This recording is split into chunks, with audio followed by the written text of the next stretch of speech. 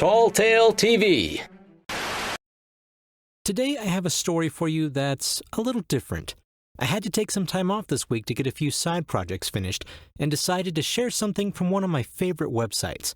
So, without further ado, Two Mean Uncles Jogging to the Beat, a randomly generated short story written by plot-generator.org.uk. Tristan Bishop looked at the tiny magic book in his hands and felt worried. He walked over to the window and reflected on his gray surroundings. He had always loved picturesque Thorndale with its vacant, vague volcanoes.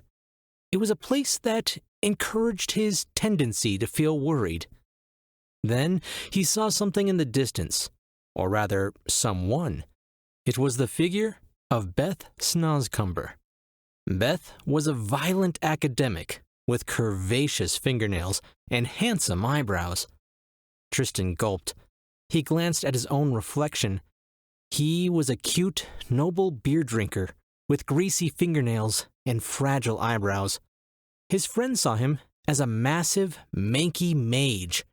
Once, he had even brought a vain baby back from the brink of death.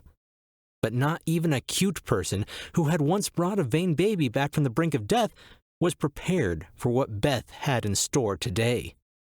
The clouds danced like sitting giraffes, making Tristan irritable. As Tristan stepped outside and Beth came closer, he could see the unnatural smile on her face. "Look, Tristan," growled Beth, with a delightful glare that reminded Tristan of violent ostriches. "It's not that I don't love you, but I want to fight. You owe me 2,317 pounds. Tristan looked back, even more irritable and still fingering the tiny magic book. "Beth, is that real leather?" he replied.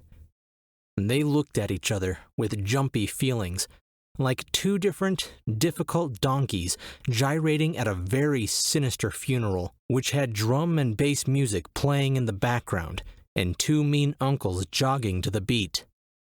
Tristan regarded Beth's curvaceous fingernails and handsome eyebrows.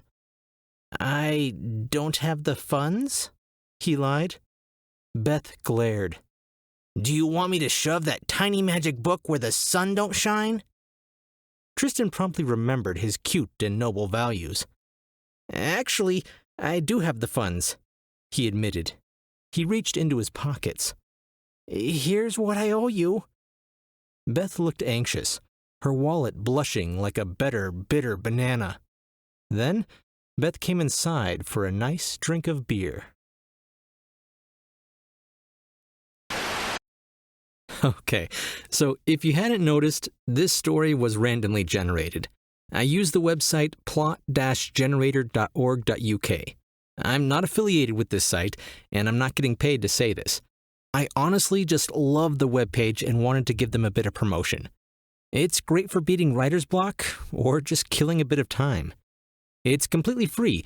Just pop over and follow the prompts. It's kind of like those Mad Lib games where you choose an object, put in a couple of adverbs, name a place, an emotion, etc. And then it just kicks out a story. You can also hit random, and the website can choose for you. It's definitely worth checking out if you like silly stories. And I'll admit, I've gotten inspiration from one or two of them and wrote entire short stories based off an idea it gave me. Sometimes, all it takes is a bit of absurdity to get the words flowing. Check them out at plot-generator.org.uk. or look for the link in the show notes. But before you go, be sure to subscribe.